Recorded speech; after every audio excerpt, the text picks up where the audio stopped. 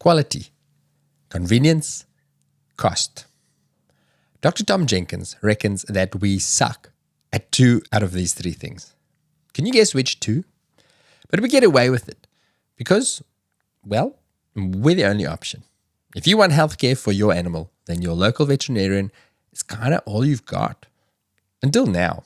In a world of Amazon-level convenience where digital disruptors are changing the way the world interacts and how we do business, why do we think that we as a profession will be any different? Make no mistake, there are disruptors out there who want what we have. We're facing a lot of disruption. There is this class of digital disruptive dis-intermediators that are emerging and trying to displace the position of the veterinary clinic. And what do we have? It's trust. I remember one pet owner speaking for many when she described the beautiful relationship that she has with her veterinary team. Can you imagine describing the beautiful relationship with your lawyer or your accountant? I'm Hubert Timstra, and you are listening to The Vet Vault, where we unlock the secrets of a happy and fulfilled vet life, one story at a time. And in this episode, Dr. Tom Jenkins will show you why the vet profession is and should remain at the heart of animal care, why disruptors think that they can compete for the role of most trusted, and how they'll do it. There's a potential future for us where all the good high-margin stuff is dealt with by these digital direct-consumer disruptors, and while all the expense and practicality and operational complexity of running a physical business is left to those that own those. And I just don't want to see that. Tom also shares strategies to help us maximize our impact by using the trust that we have, plus our high levels of skill and knowledge by leveraging increased convenience. And no, it's not by simply working harder. You'll hear how practices are integrating telemedicine and online services with the physical touch points that we know and love in traditional bricks and mortar clinics, and how we are our own worst enemies when we overpromise and underdeliver. And of course, I can't chat to a tech-savvy vet without asking about how they see the role of AI in the future of veterinary science. So, who is Tom? Dr. Tom Jenkins is a vet and the co-founder and CEO of Pets App, a client engagement platform that streamlines client interactions. He started his veterinary career in China, which he'll tell us more about in this chat. Tom served as the Chief Operating Officer of veterinary groups in both the UK and Asia, and he was the inaugural chair of Vet Forum in the UK and the USA. He also sits on the board of YLD, a software engineering and design consultancy, and his favorite animals are people. Before we jump in with Tom, just 2 quick things. First off, our not a survey, because everyone's sick of surveys. I'm asking for your feedback to make sure that the Vet Vault is as valuable to you as is possible.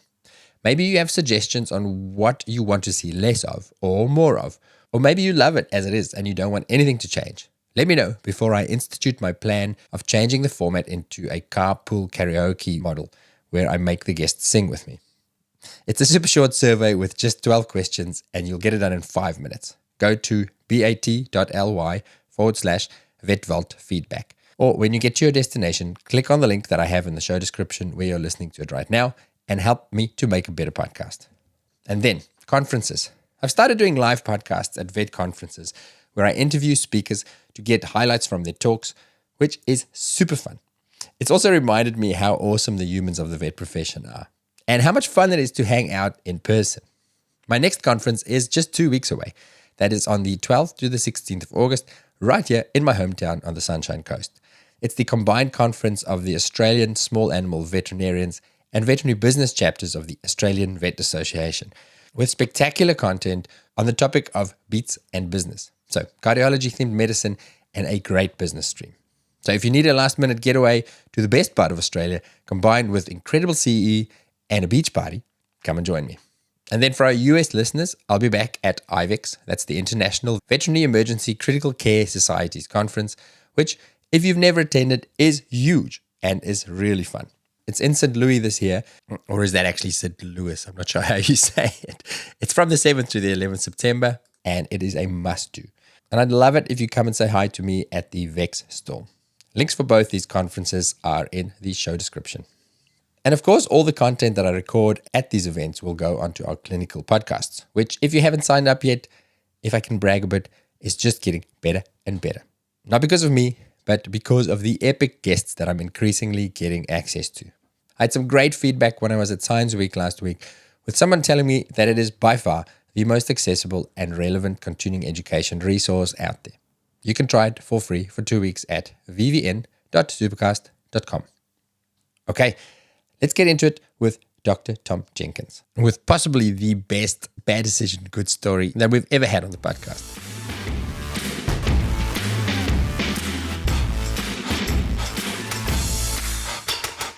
Tom, let's start with bad decisions, good stories. Have you got any things that you, in retrospect, you go, oh, that was a dumb decision, but I sure have a good story from that? Plenty. I think that was not a bad way to live your life, right? I think for better or for worse, we live our lives more in the remembering than in the moment. So to accumulate good stories, even in the face of bad decisions, I think is quite good. There's a Chinese proverb, I think, that says, may you live in interesting times. And it's not a proverb, it's a curse. I think it's meant to be a curse. But I think there's no better way to live. Like, just try and keep things interesting. But you're going to want specific examples, aren't you? You're not going to let me get away with this. I love it, but I like that statement of that's not a bad way to live your life. And again, we're talking to vets, generally intelligent people who think about stuff and sometimes overthink things, which sometimes trying to figure out the perfect decision with the end outcome clear sometimes stops you from doing anything, and then you do nothing. Rather do something dumb, but do something, and then something will happen. I think we are, as a profession, we are a little bit obsessed with the edge cases. And we're trained, and it's useful in medicine to ask ourselves, what if? Well, what if that happened? And what if that happened? And what if that happened? I think in business, and maybe in life, that's not so useful. Sometimes you just have to manage on average. And just on average, if I conduct myself in this way, it will come right on average. And if from time to time it looks a little bit silly in retrospect, so be it. I don't have to take myself so seriously that I can't wear that. Mm-hmm. Okay, now specific examples. Bad decisions, good stories. Okay, I went to volunteer for a month at, I don't know if you've heard of this place, the Tiger Temple in Thailand. Mm-hmm. It's a well-known, controversial place, right, where you get to pose with tigers, which are supposed to be drugged to the eyeballs or something like that. Yeah, I wish that was the only welfare concern. I think it's since been closed for trading in tiger parts, which is what they said they were trying to stop. But me and a friend saw The Lion Man or something like this on Discovery Channel or Animal Planet. And he was there at the Tiger Temple. And it was these monks who had supposedly saved tigers from the trade in tiger parts. I'm a naive veterinary student at the time. Like, why don't we go and help? Like, we can help. And so I found an email online, dropped them an email, and they said, sure, turn up on this day at this time in this rural part of Thailand, and you can help us. And I think, like, in seriousness, some dreadful stuff happening, and not sure we helped a whole lot. We tried our best, but super naive, but very interesting. And a lot of incredible stories, including very nearly being eaten by a tiger on 2 separate occasions. But which, to be fair, would have been my number one concern. If I was making that decision, I would go, so what could possibly go wrong? Well, I could be eaten by a tiger, which is a significant risk. Well, when we first went there, the guy that was there to greet us, he warned me that if I were to get bitten by a tiger, not to cry, because the team would find it funny and might encourage the tiger to bite me more. And I remember thinking at the time, one, that's a peculiar thing to say, or a peculiar response to human suffering. But two, it'd been a long time since I had cried in pain. I'm a big crier. The Notebook gets me every time. But in pain, it'd been a while. But I've not been bitten by a tiger before. You can't rule it out. On a scale of pain, where does tiger attack fall? Paper cut number 1. Oh my goodness. So tell me about almost being eaten by a tiger. Like, what was the scenario? One of them was a team of Japanese vets was flown in to do health checks on the animals in the monastery. And there were about 30 tigers, a couple of lions, an Asiatic black bear, leopard. And we were doing this check on a Bengal tiger, and they were microchipping them as part of the process. And I did tell you that I was a vet student, right? And so what do you do after you put the microchip in? You're meant to scan for the microchip. Oh, I forgot to tell you, the dart, this tiger, when it started, it bounced out. And so they didn't know how much sedative it had. So you had these 2 men on the other side of the cage holding a chain or a rope that was attached to a collar around the tiger's neck, trying to keep it. It was sleepy, but not fully asleep.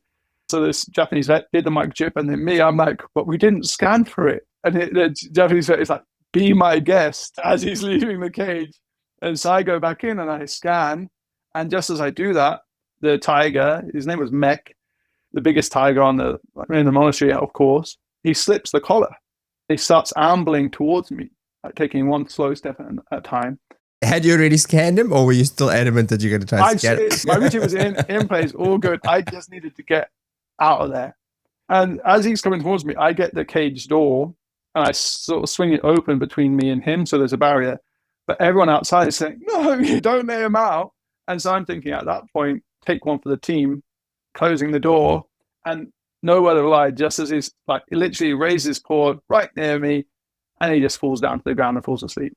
And I'm like ready to emerge triumphant, thinking like, what a credible story, hero kind of thing. And the cage door is I'm quite tall, the cage door is quite low, made out of metal bars. I give myself concussion, leaving the cage, just smash my head on the cage door. Hardest I've ever hit anything. So yeah, that was that. That is a dumb decision and a great story. Well done. I think you may have won that question, that section of the podcast. Tom, you sound like you do make big, bold decisions and worry about the consequences later. China seems like that was one of them. You were youngish. Tell me about your vet career in China. Why and what was it like? Yeah, lots of people had told me at the time that was not a great decision. A lack of a culture of pet ownership. A fair number of people saying, don't they eat dogs, that kind of thing, when I told them I'm going to start my career out in China. But what happened was, when I should have been studying for my finals, and procrastination is also a source of many interesting stories, I read The Growth Map by Jim O'Neill, and that's where he outlines the BRIC concept of Brazil, Russia, India, China as being the emerging markets. And so I thought that would be a cool place to start your career in a high growth market. So I Googled vets in Brazil. I couldn't really find anything. And I thought India, English is like the business language there. I'd already started trying to teach myself Brazilian Portuguese. So I don't want to have to start again on something else. But there are barriers to foreign investment in India at that time, at least. So that was kind of a non-starter. On my third attempt at Googling, vets in China, I found this group of 4 clinics in Beijing. And I emailed them and I said, look, if I get around to studying, I'm going to become a vet and I'm interested in the business side of things. If you're interested in growing, then I'd love to put my hat in the ring. And they said yes. So that's where I started my career as a vet. So this was before you finished your vet degree. You already picked China as where you're going to go. Yeah. So this is, I think, first contact with them would have been 2011 and I graduated in 2012. Yeah. Wow.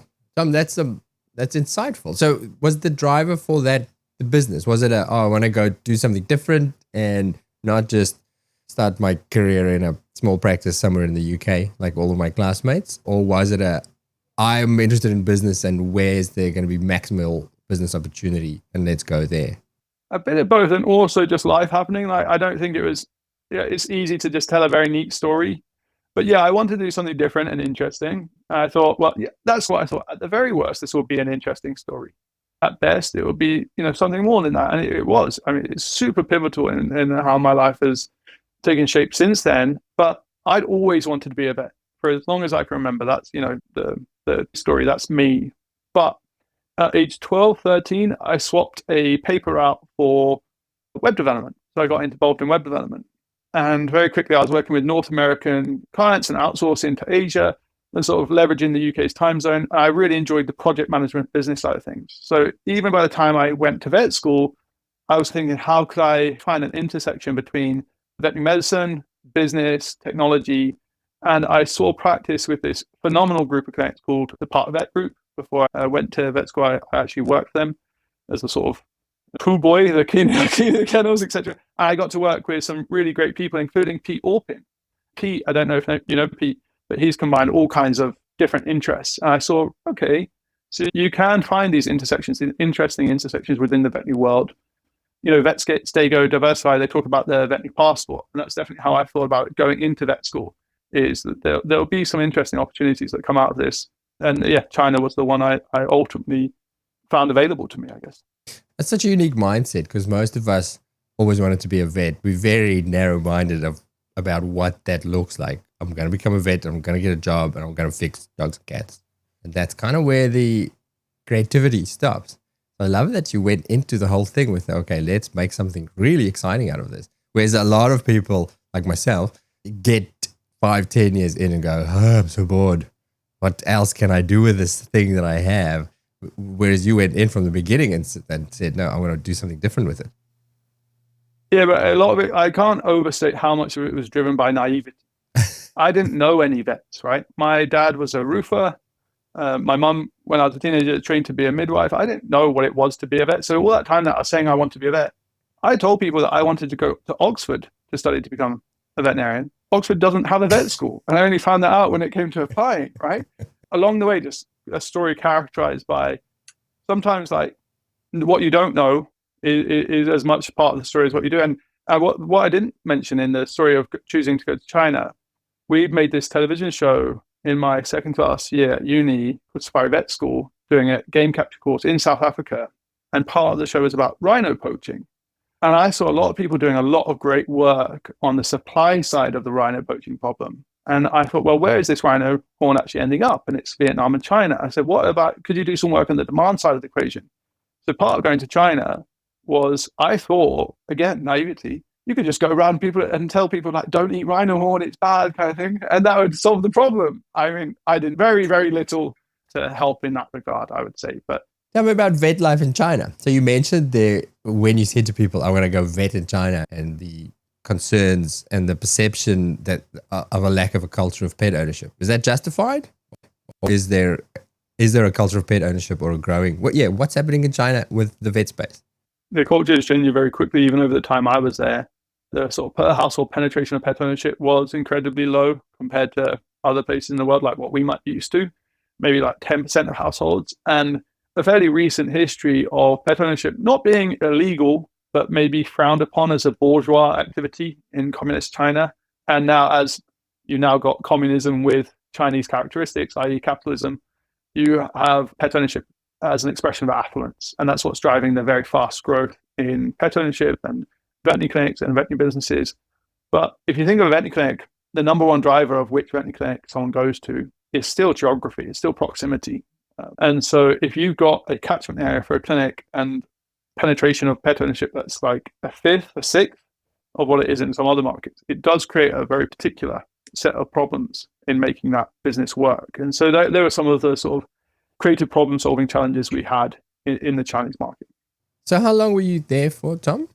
5 years overall. So I spent a year in Beijing, about 2.5 years in Shanghai, a year in Hong Kong. We had clinics in all of those places, but also Shenzhen, Guangzhou, Suzhou, Nanjing, and Singapore as well. What was your role in that business? Ultimately, I became chief operating officer of the group of clinics. So were you clinically vetting and then doing what, growth plan and picking new sites and leadership and management? Or what did your everyday life look like? Yeah, for the first 2 years, I was working as a veterinary consultant. So basically working as a vet, but alongside a Chinese vet. And over time, we opened a new clinic. And I remember sitting in that new clinic, hoping no one walked in the door so I could do my real job, which was trying to do the management stuff. And that's not a good place to be in when you got a new clinic. So at that time, I knew it was like, I got to choose, am I going to be doing clinical, or am I going to be focusing on more of the business side, the operational side, the growth side? And so, I hung up my stethoscope after a brief 2-ish year stint of veterinary medicine. Have you done clinical work since then? No, I haven't. Oh, well, very different path. Very interesting.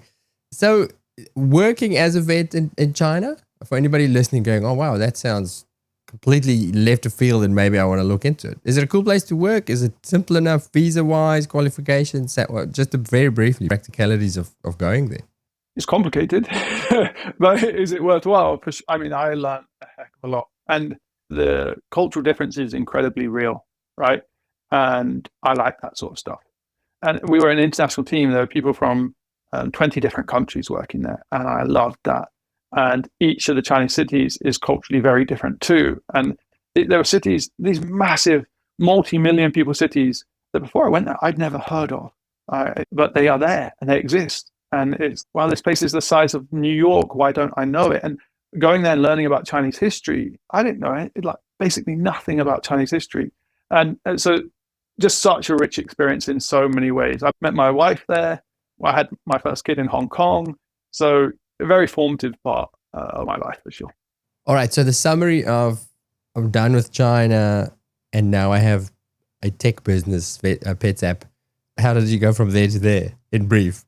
Yeah, again, I did caution against having too much of trying to retrospectively apply too much of a narrative, but having done the web development, wanting to be a vet, loving animals, the kind of intersection of business, technology, pets, veterinary medicine was what I was always trying to journey towards. And having the experience internationally, because I also worked at a group of veterinary clinics in the UK, having the operational experience internationally, I spent a lot of time in the US as well, seeing practice there. And so seeing some of the pain points and thinking, we can solve for a lot of these with technology, with software. We can solve for these at scale in an operationally flexible way. Because this is one of the things you learn when you try and run a veterinary business. For small businesses, they're operationally incredibly complex. And every one of us is assembled our own particular apple cart of solutions to operational complexity.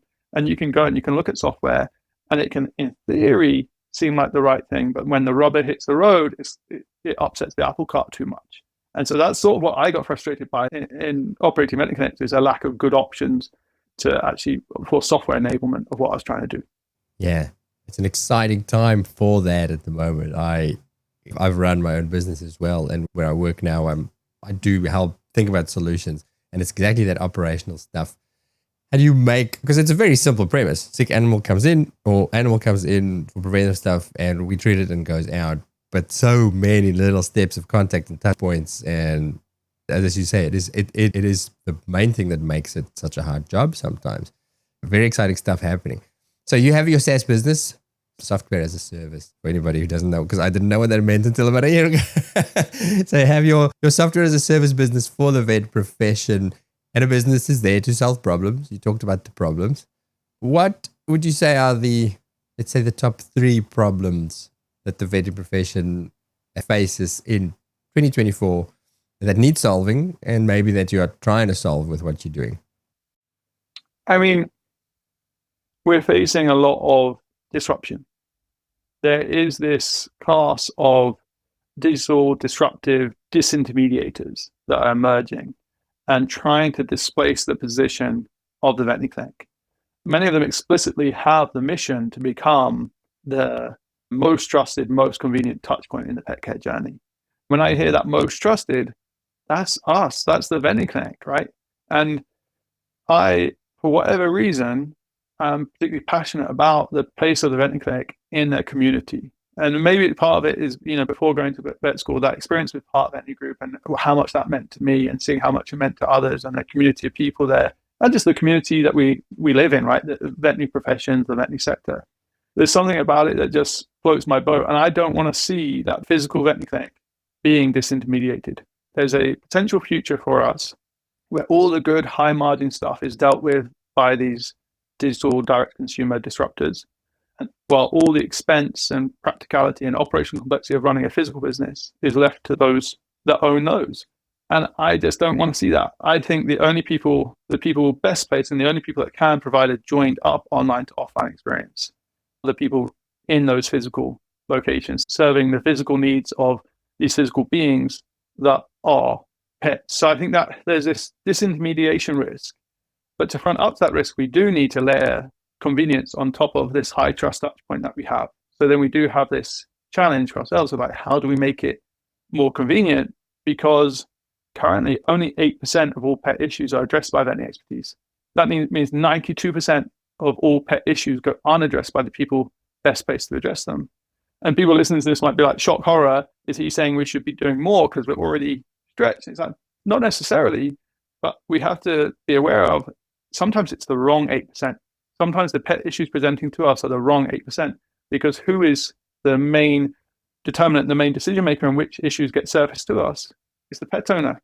And they're not always the best ones placed to decide what is urgent versus what is just a curiosity. And so laying on convenience on top of a high trust touch point and finding ways to leverage technology to achieve more for our patients while asking less of our teams, I think that's how we face this sort of, I'm not sure if I gave you 3 challenges there, but that mix of challenges I've just tried to describe.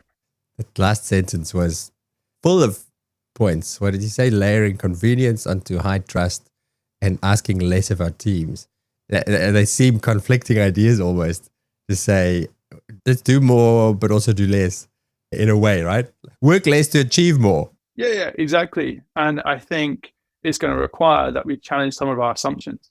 The biggest thing holding us back in designing better consumer experiences is our preconceptions, the veterinary team's preconceptions around what those experiences are meant to look like. And there are business models. The beautiful thing about the existence of these direct consumer digital disruptors is they provide some pretty good playbooks for us to copy. So if you think of Amazon is one of the biggest search engines on the internet. They cast a very wide net. They have a very broad top of funnel. They want to surface as much customer demand as possible. So they can just see, what do people want? One of the things that some people don't know about Amazon is more than half of what you buy on Amazon is not sold to you by Amazon. It's sold to you by third party on the Amazon platform. It has this broad top of funnel, but then a narrow chute where they cherry pick what demand they want to serve, and then they leave the rest for others. Seeing the demand, they get to be the ones that decide. So they get to be in charge. And then they craft these incredible consumer experiences tied to subscriptions that lead to high repeat purchasing, that leaves them in the center of the journey while leaving room for others. And that's what I think veterinary clinics could do. Have a nice broad top of funnel, surface a lot of pet issues, cherry pick which of those pet issues represent the best patient advocacy opportunities for in-clinic, and then create great customer experiences that mean we stay at the heart of the pet care journey. Quick interruption to remind you about a way that we can help you in clinical practice. So one of the perks of making the clinical podcasts is that I gradually developed a long list of email addresses and phone numbers for some of the world's best specialists. And every now and again, I would abuse this privilege with a sneaky text message for some case help. Like, I have this case, what do you think? Or can you have a quick look at these brads or bloods or whatever? Priceless. Well, not priceless, actually, because I've gathered some of these smart people in an online space where you can do exactly the same for about $15 a month. We've created our specialist support space with specialists in medicine, surgery, emergency and critical care, dermatology, a diabetes specialist, and an oncologist, where you can send a quick SOS for those tricky cases where you need just a little bit of extra brain power. You can sign up with the link in the show description. You said a phrase right in the beginning of this conversation of the answer to this question. You talked about the high margin things that doesn't fit within that 8% that we are servicing. What sort of things are we talking about? I'm trying to picture practically what are we missing out on or not servicing as a profession? Yeah, it varies on a per pet basis, right? I've had a pet owner rush in to see me because they're concerned about a lump on their pet's abdomen. It turns out that's their cat's nipple. And they say, oh, he's a male cat. And I'm there subconsciously looking down at my own chest, being like, yeah.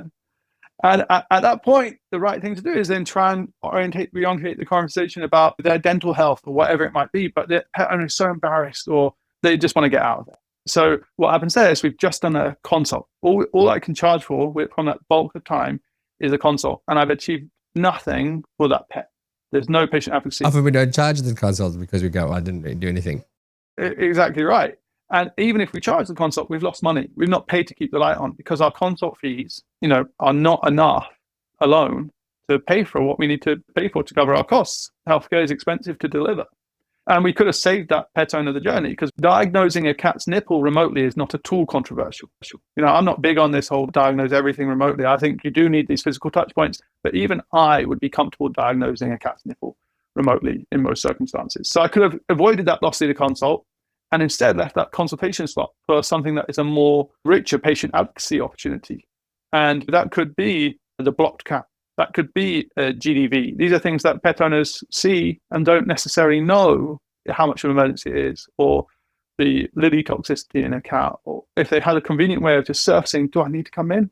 They would. If the veterinary recommendation was there, they would come in, and then you'd have a richer patient advocacy opportunity. And this is where the wonderful thing, in picking my career path age 5, I didn't know this, but I've discovered the alignment in the veterinary sector is just incredible. The ways in which you can do well by doing good, the win-win-win scenarios here, not all of life is like this. Some of life is zero-sum. Veterinary, luckily, isn't so much like that. And so by picking the richest patient advocacy opportunities, what are you doing? You're serving the pets that need you the most when they need you the most. By picking the richest patient advocacy opportunities, what are you doing? You're satisfying your own intellectual curiosity better, because this is going to be a much more interesting case for me than that cat's nipple. What you're doing you're creating the richest upsell opportunities for a business to actually make money, which is also okay, by the way. So the combination of factors, actually, how can we make the most of those alignment of interests and set ourselves up for more of those win-win-win scenarios?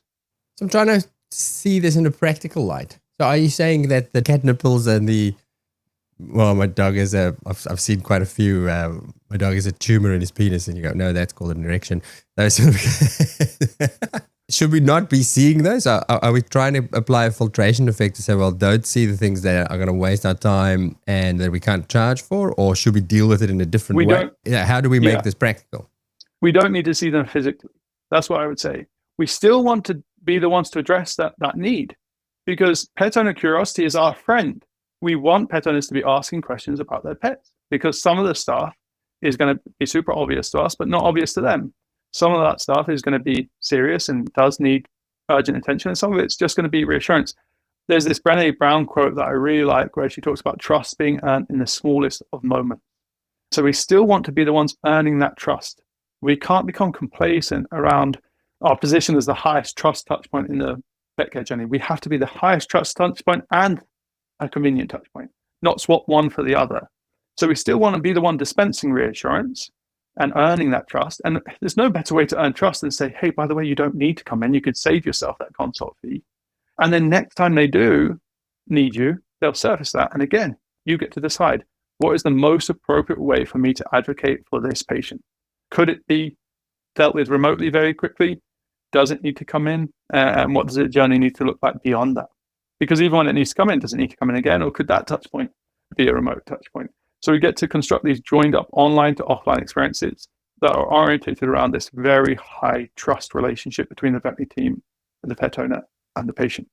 So the purpose of that is to not become the last place that people come for advice and they go to Google or Facebook chat groups or the breeder or everything else to ask their questions for whatever reason. And maybe the reason is because I don't want to pay a consult fee to ask what might be a silly question. Is that the broader purpose of that, is that we cast the net wider to say, we can answer all your questions, and then we can choose which ones do you need to come in and pay a consult for, the high value stuff, as you say.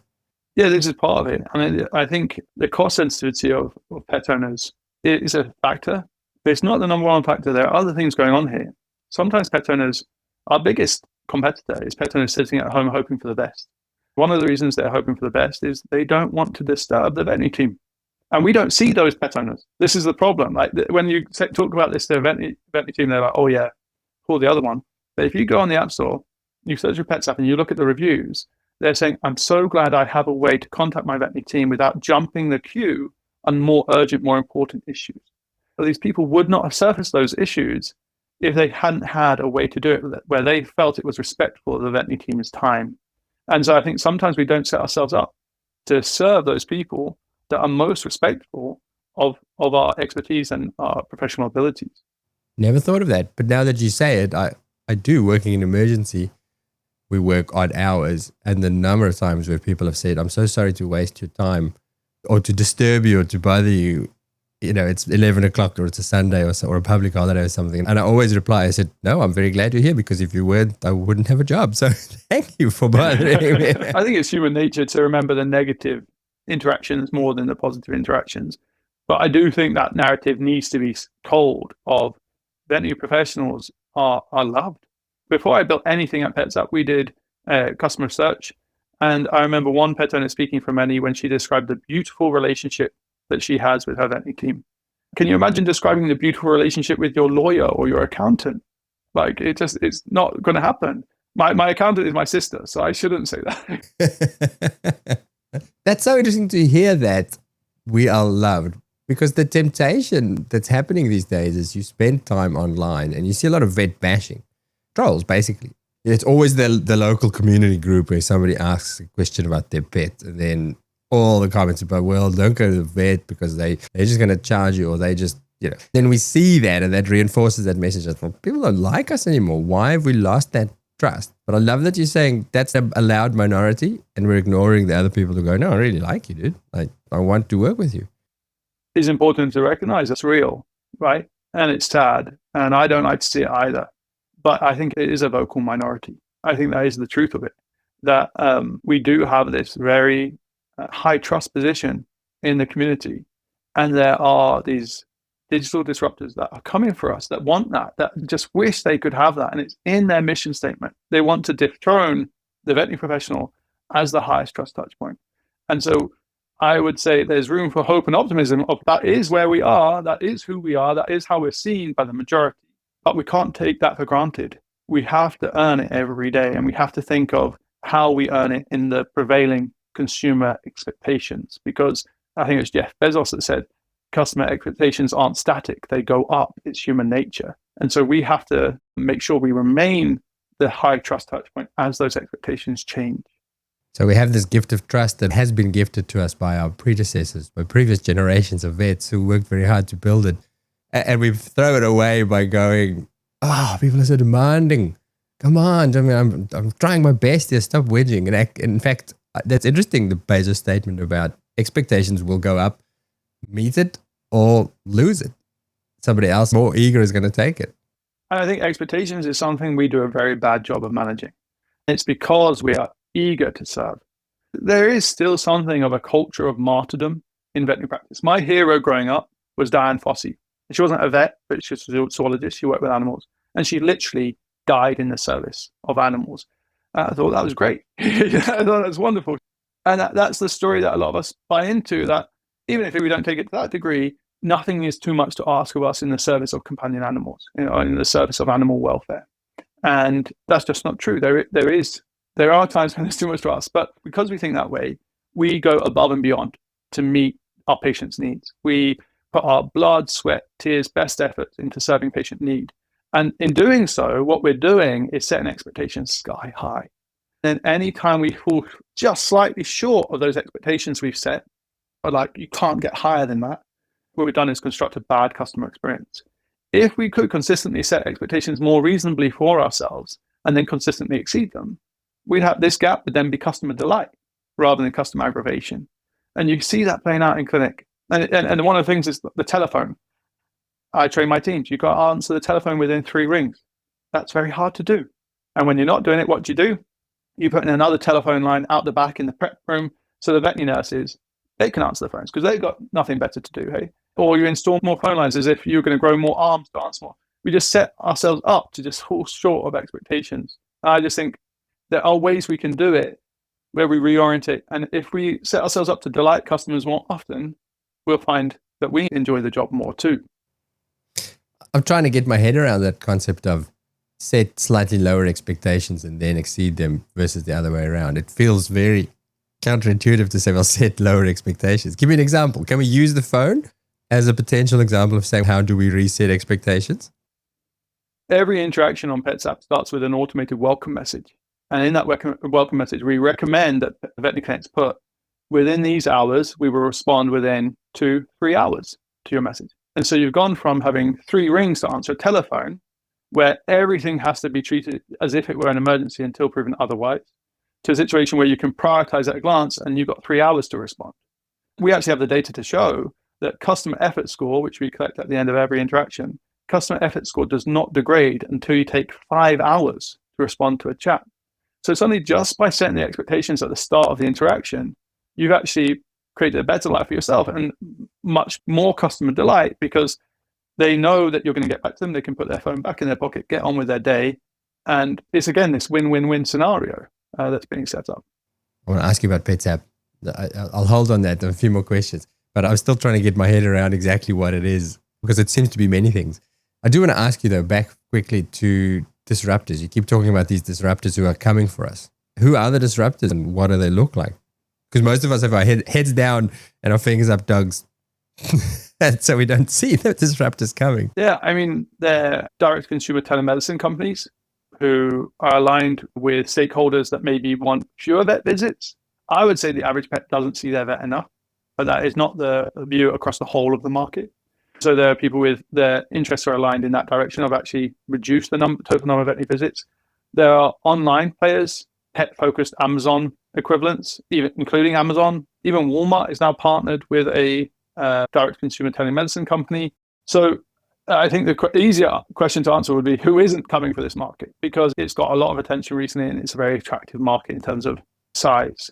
But you can think of online pharmacy, where that goes, basically trying to digitize the products and services that a veterinary clinic would otherwise.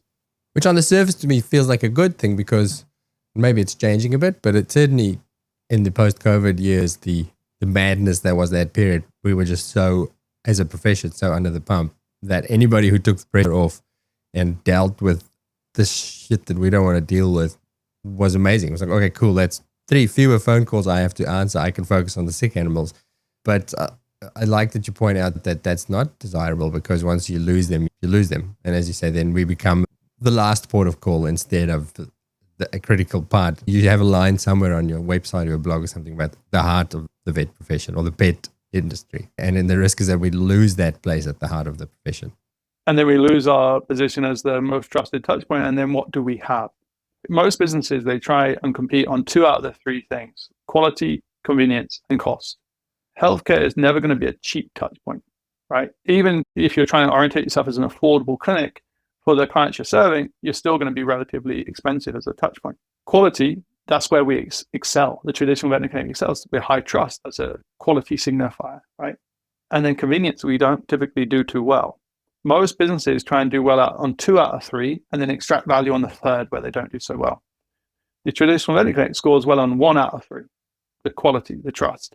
What we're saying is that is like the siren song for disruptors, where they see a sector where the prevailing offer is only competing on 1 out of 3 of those value signifiers. They're like, we can come in, do well on 1 more than they're doing, and still room to extract value, right? And so what I would say to traditional veterinary clinic providers is, don't let them do that. Don't let them steal the pie. Just add some convenience and you can still do well.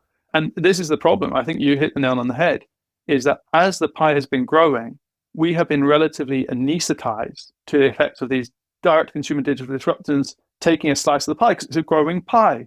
And we're a collegiate bunch. We're like, yeah, look, come on, there's room for all. But what happens when that pie stops growing? What happens when that pie maybe starts to shrink a little bit? These are uncertain economic times. And then beyond the economic incentive, what about our patients? Are these people the best place to serve our patients? These are physical beings with physical needs. Pretending you can upload Fluffy to the cloud, no matter how much Fluffy might look like one, is just a non-starter for me. You need physical touch points. So who can offer a joined up online to offline experience? Physical veterinary practices are the only ones that can do it. And if you do that, very hard to compete with. If you don't do that, you got to keep your eye on who else is eating the pie, I think. Cost, quality, convenience. So that's a really interesting way of looking at it. So currently we are high quality, high cost, inconvenient businesses. If somebody else steals some of that, then what we end up becoming is the expensive, inconvenient, last resort option. And that's what we don't want to be. And I feel like it's kind of some of those negative comments that we do see out in the world about us as a profession, maybe it stems from that, because people experience that to say, well, don't. In fact, that's one of the issues that I have with working as an emergency vet. I've always said, how nice would it be to have a job where you service people who want to see you and who want to give you their money because you give them joy. Whereas with us, it's like, don't want to be there. It's not a purchase they wanted to, you have to deal with that emotion of shit, it's a Sunday, I'm here giving a lot of money that I don't feel like, and I'm kind of annoyed about the whole thing. But I think in some very real way, they do want to be there, because there have been attempts over the years to provide digital equivalents of pets. And so I remember there's this TED talk out there about this pet robotic dinosaur called Pleo. And the creator of Pleo thought they'd solved it in terms of pet ownership, because Pleo, he responds to you, provides companionship, provides company, but never needs you to wake up early to take Pleo for a walk, never going to pee on your rug, never going to get sick and require an emergency visit to the veterinarian, right? No one bought it, because what they thought were the bugs were actually the features of pet ownership. Getting up early in the morning to let my pet out to the toilet gives me a sense of purpose in my life. Dispensing care to another being gives me a sense of fulfillment and purpose, right? And so I think like the psychological framing of pet ownership is just super interesting. When I studied zoology at Cambridge, and one of the questions was, why would people dispense care to non-kin, right? And they're talking about meerkats. But a really interesting example of that is humans owning pets. why the heck do we do it? And we should ask ourselves that, because it explains so much of the interactions we have and the relationships that we have and the business models we create. Fascinating. I'm going to have to mull that over, that idea of maybe they do want to be there. Maybe that inconvenience or perceived inconvenience, it's there because it gives them purpose, and they take some sense of joy or pleasure, or at least having the ability to care for this thing that they love gives them a little bit of a kick, even though they bitch about it on social media. Yeah, of course, these are unhappy stories sometimes, and you're not hoping that happens to your pet, but in a very real sense, being there when you're needed is an incredible thing to feel. And we feel that as veterinary professionals often, and pet owners want to feel that too, right? They want to feel like they're doing the right thing by this creature that they've taken some responsibility for. Yeah.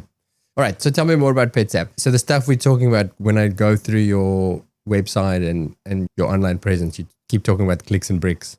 Is that what we've been talking about? Whereas we have the bricks, but we lack on the clicks. We more just give us a call and come in and we'll have face-to-face human interaction, but we could get better at providing a digital service. Am I understanding clicks and bricks correctly? Yeah, exactly. This joined up online to offline experience. So it's not about trying to pretend pets are digital beings and do everything online. It's about respecting the fact that a physical examination is still an important thing. And so you still need those physical touch points. But by the way, online touch points are a part of life now. It's not virtual reality versus physical reality. It's just this weird, wonderful, joined up reality that we all live in. We should take the most zoomed out, holistic view of the client experience that we provide, because we have to bring the client along with us if our expertise is going to benefit any patient ever, any pet ever, right? So we deal with everything anything client facing, where these expectations are going up at an incredible pace, and it's hard for a business to try and keep up. What our job is at PetSap is to innovate on behalf of veterinary clinics and provide them with the tools that they need to try and meet and exceed those expectations. So we're a client communication platform. It's two-way chat, it's appointment booking, it's reminders, it's subscription, wellness plans, home delivery, loyalty plans, all that sort of consumer-facing stuff, trying to do that really well in a way that also benefits the veterinary team. Because veterinary teams, being stretched, they have every right to ask, what's in it for me? And they probably don't ask that often enough. But if you're putting them in control of their workflows, if you're giving them more time to respond, if you're reducing the pressure off the telephones, reducing the number of missed calls, you're actually benefiting the veterinary team as well. And so again, it takes us back to those win-win-win scenarios. So what does it look like? Is it, instead of a ringing phone, you have an automated booking system for people who can and want to book their own appointments? And then if there's a question or something, you get a message on a messaging platform of some sort pops up, and there's still a nurse or a vet on the other end. So basically, it's a way that lets you triage your phone calls or your incoming and deal with it in an appropriate time when it suits you better, rather than in the middle of surgery having to, Mrs. Smith wants to know what should she do, Fluffy's doing this and this, is to say, well, I'm going to sit down later when I have my tea and then reply. And you're still then physically replying. Do you call back or do you message back, or what does it look like? Usually would message back. And if it's an emergency, generally it's still great to use the phone. But even in an emergency context, you're going to do a lot of inpatient updates. And one of the things that I used to hate is the games of phone tag.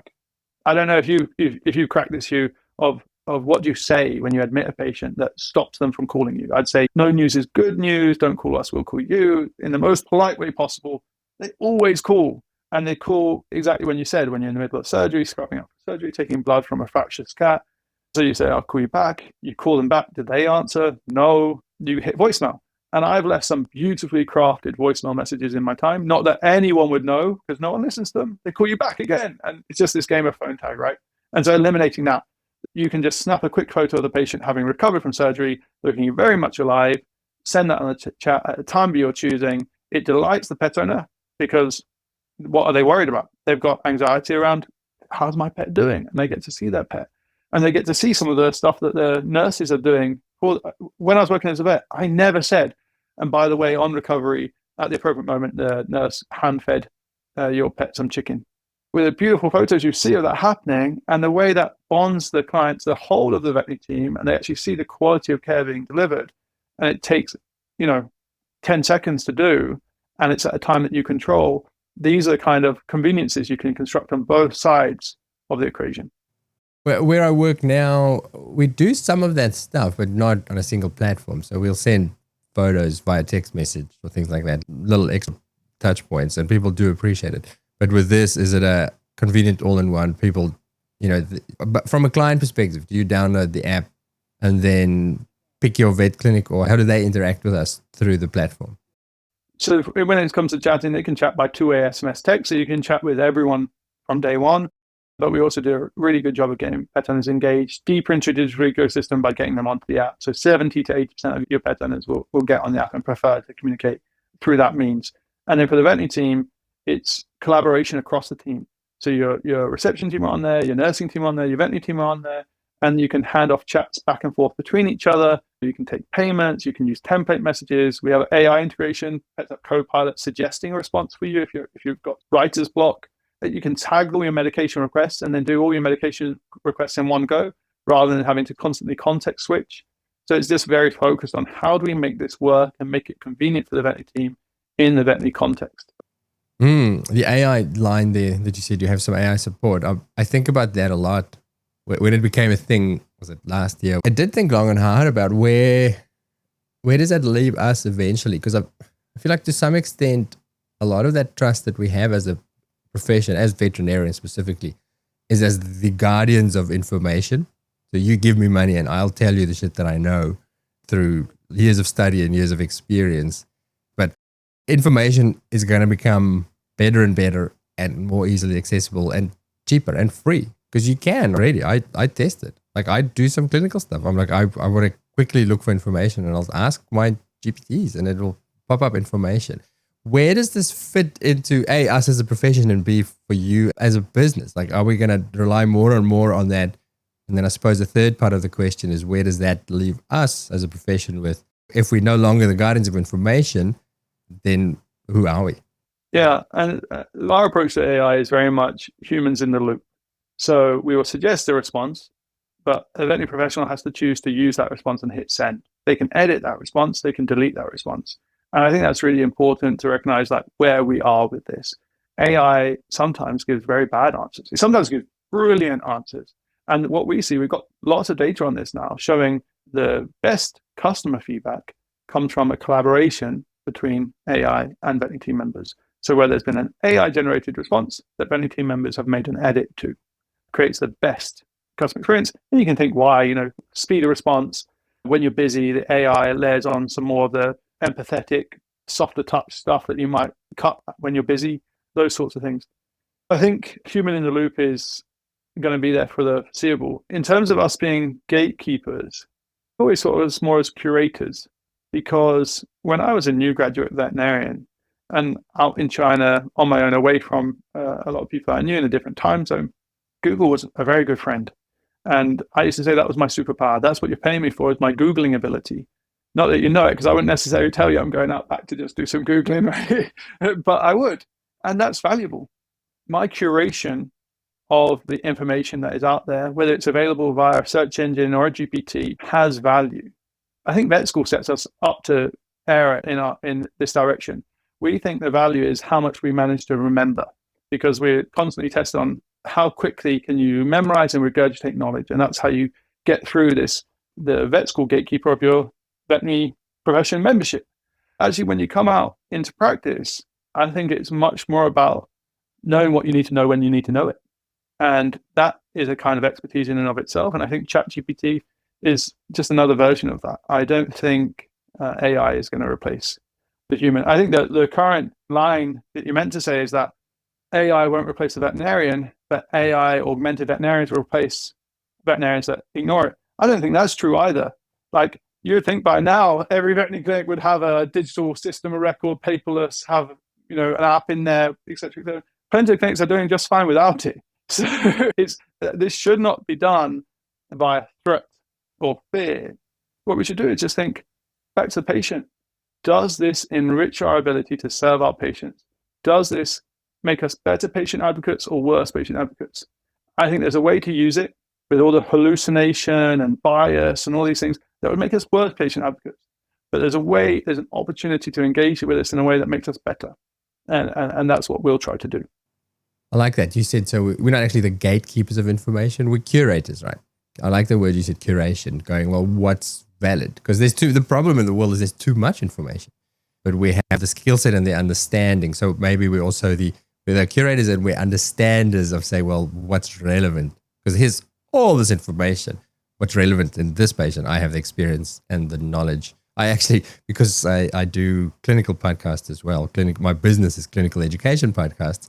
And when I started playing with AI, I actually had a bit of an existential crisis of going, well, I kind of sell information for a living, and now there's this thing that's going to make that null and void. But then I had to rethink, and it's not, the podcasts are not, I don't sell information. You don't listen to my clinical podcast to learn more facts. It's about deeper understanding so that you can decide what's relevant, what's important, and what do I do. I like your answer. Exactly. There's the way of framing this, I think, is really useful. Is like there's data and then there's information.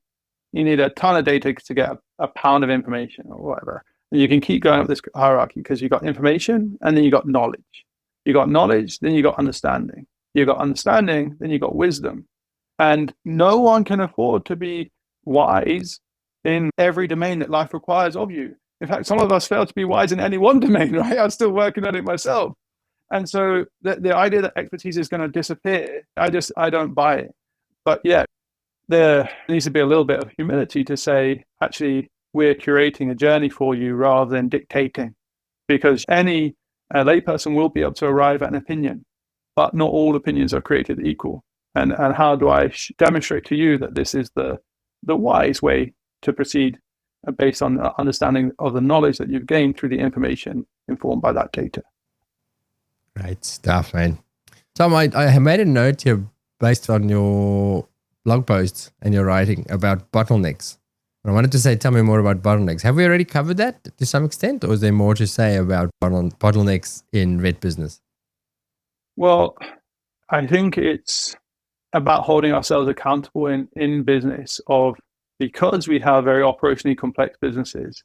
The job of operating a veterinary business, managing a veterinary business, can feel like spinning plates. And we've got to spin all the plates because all the plates are important. But what this idea of bottlenecks is part of this broader idea of the theory of constraints does, is it says you have one bottleneck in any system at any one time. You always have a bottleneck, but only one. And you need to direct all your efforts at solving for that bottleneck. Because if you're solving for anything other than the weakest link in the chain, you're not actually making the chain stronger. You may actually be making the chain weaker by improving something other than the weakest link, by solving for something other than your one bottleneck. So that's the idea there. And the thing that keeps veterinary business management geeks like me happy is you do always have a bottleneck, right? So as soon as you solve for one, another one will pop up and we get to creatively problem solve against, we've got to identify that one and solve for that one, right? What are bottlenecks that exist in vet hospitals that's not that obvious, that we're not aware of? I think the biggest bottleneck, the most common bottleneck, is that it is the pet owner that decides which pet issues are presented to us, that the pet owner is not always the best place to decide. I think that is such a big bottleneck because it means that even though we feel stretched and time poor, we often spend a lot of our time on relatively trivial issues. And so we're not always directing our time to the most urgent, most important in the most effective way. So I would say that's a pretty high level of Zoom. But if you're thinking of the professional sector as a single system, I'd say that would be the most common bottleneck. How do we solve that one? Because when you mention it, yeah, absolutely. We've all wasted time trying to convince somebody that the nipple is not the problem, but the horrible teeth, that is the problem. Or pick your metaphor. I think that is try and reduce the barriers to the pet owners surfacing the issues to us in a way that we can conveniently filter and then cherry pick those patient advocacy opportunities that actually need to come into the clinic. That's how I would say we do it. Because, for example, the under-medicalization of cats. We see cats a lot as kittens, and then we don't see them again until their kidneys are failing and all kinds of other badness is happening to them. Why does that happen? There seems to be like almost a stereotype that is like, well, cat owners just don't love their cats as much. That's nonsense. That's not why.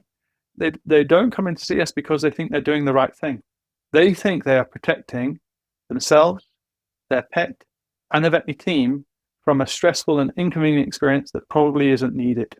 But what we've found on Pets app is if you give these same cat owners the opportunity in a relatively effortless way to surface their issue with their cat to the veterinary team, the veterinary team says, actually, you should come in, they're just as likely to comply with that recommendation as a dog owner.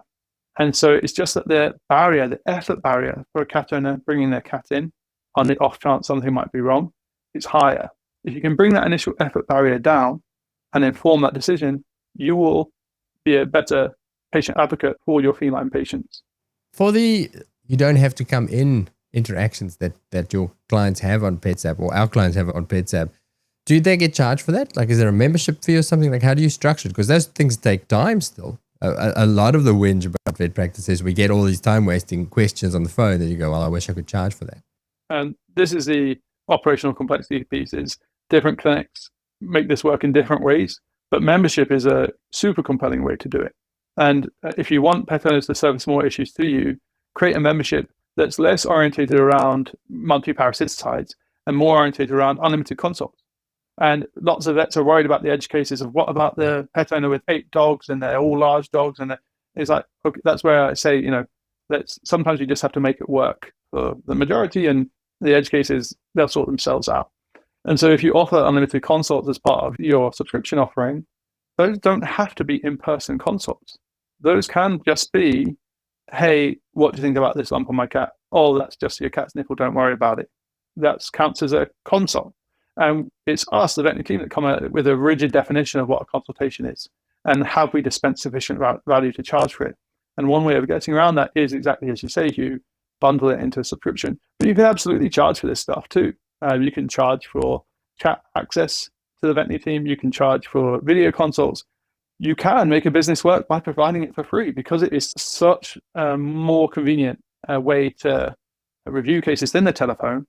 It can still be incredibly operationally efficient to do a non-medical triage of these issues remotely and cherry pick the patient advocacy opportunities, avoiding lost leader remote consults, avoiding missed calls, and monetizing where you can actually do something for a patient. So any number of models can work, but I think you're right that the subscription option is a very compelling one.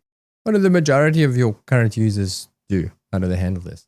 The majority are just glad to see an 85% reduction in their missed phone calls, frankly. Their phone stops ringing you off the hook. You get the first sort of 20% of your pet owners onto the app and knowing that you can engage with all of them via SMS text. You get that 20% on and you see that reduction in the inbound phone call volumes. You see that reduction in the missed calls. And there's just a little bit of zen that comes into the practice. And that the veterinary team sees the what's in it for me, and this creates this virtuous cycle of we prefer to engage in this way where appropriate. And so then you start seeing these outbound chats being started with the inpatient updates, that use case being layered on. And it sort of takes on from there. I'd say the most mature users, they are the ones offering the subscriptions, offering the unlimited consults, using the digital touchpoint to actually determine which are the richest patient advocacy opportunities that actually need a physical touchpoint, and everything in between. I hope you don't mind more practical questions for people who are thinking about this. How do you train your clients to use it? Like when you call the clinic, do you have an automated answer machine that says you can hold to speak to, blah, blah, blah, but we also have this and this available? How do you get people onto using the digital platform? They're so trained to just be able to call at any time. The biggest training has been the pandemic. It's made millennials out of everyone. I mean, I know about a 90-year-old PetsApp user in Illinois who has mobility issues, and she has a German Shepherd dog with mobility issues, and she's on the app. She's using it. And you think of the pandemic, I'm sat here in the US. Obviously, my parents are in the UK. They've got grandchildren here in the US. People are engaging with this kind of technology all the time, and they don't see why they wouldn't be able to do it in the veterinary context. So it's not that they need educating particularly. It's almost like this is an expectation that they have that they're surprised hasn't been there until now. How we get them deeply digitally engaged with the veterinary clinic and digitally bonded with the veterinary clinic is we will send out invites with a magic link in the invite to the pet owner that pre-links them to the correct veterinary clinic. So this is not a marketplace where every veterinary clinic is listed. We really want to honor the relationship between that client and that veterinary team. So they're pre-linked to the veterinary clinic, and their pet's information, the patient details are preloaded in the app for them, just for them to accept and agree that they want it in there. And so there's this seamless onboarding process for the pet owner too. Really cool. We can chat about this for days, but I just like the concept.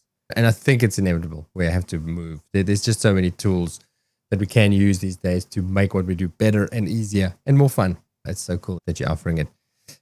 Is there anything that I haven't asked you that you love talking about, vet stuff? Soapboxes or etc.? I think I've got on enough soapboxes through the conversation here, but no, happy talking about.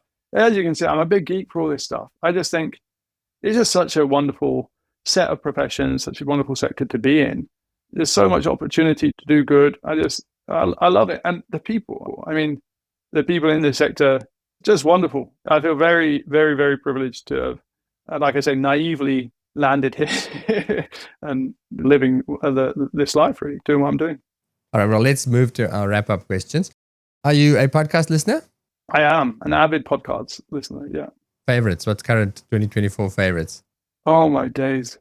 You're really going to show me up. Me and my wife, big fans of Econ Talks with Russ Roberts. It's not a veterinary podcast, but it's nominally about economics, but he talks about all kinds of different stuff with a slight economic skew. And I'm not doing a good job of selling it, but it's many, many interesting listens. Yeah, the title doesn't really grab me. I'm immediately like...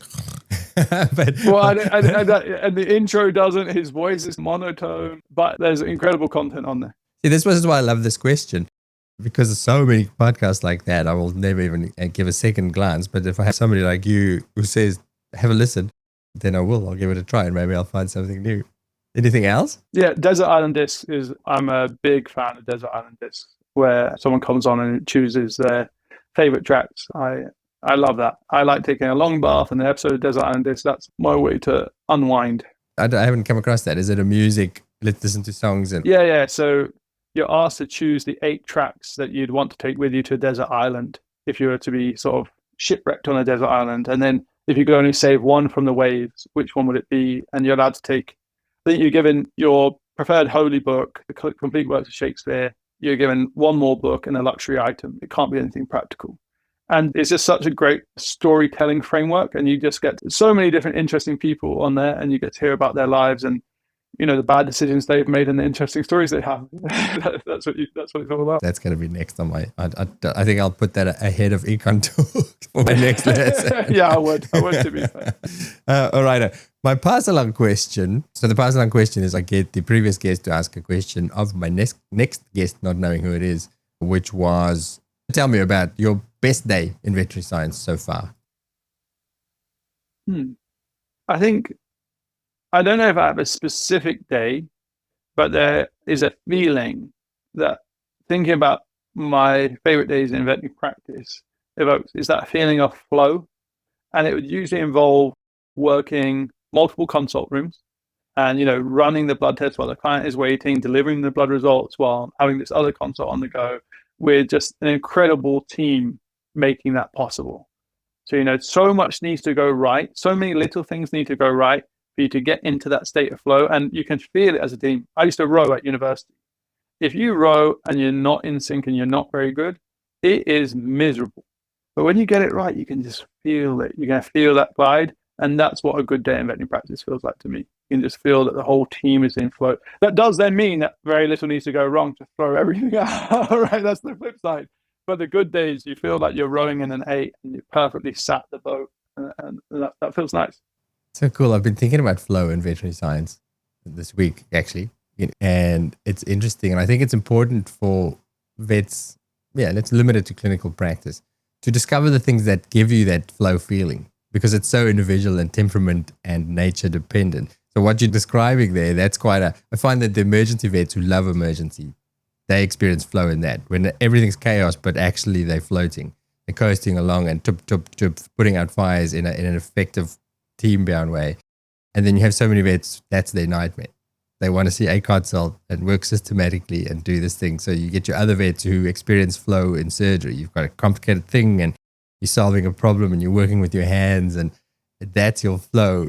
And I think it's so important to figure out what is it in your job and in life that gives you that feeling of, this is where I need to be. This is where I need to spend more time doing this, and then follow that sensation to build your unique niche career. I think it's so important.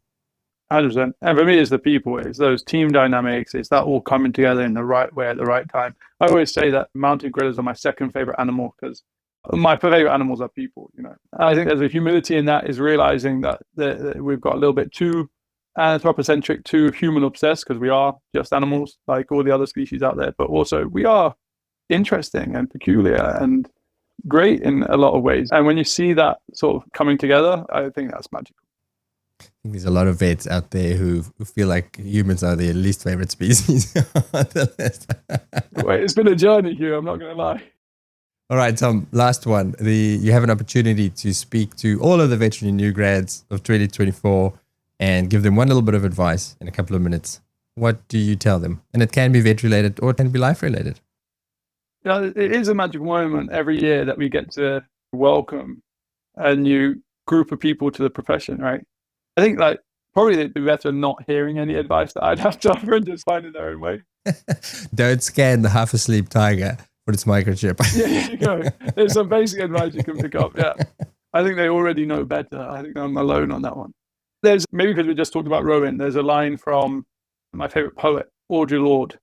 She said, "Don't make waves is good advice from a leaky boat." So don't make waves is good advice from a leaky boat. So I would just encourage new veterinary graduates, make waves, sink the boat, make your own boat, just shake it up, mix it up, but do it with humility and awareness of what you don't know and where you are, that you're going to fail. Just fail better than you did last time, fail better than we did. And I think if while doing that, if while trying and failing, you can find contentment, but never complacency.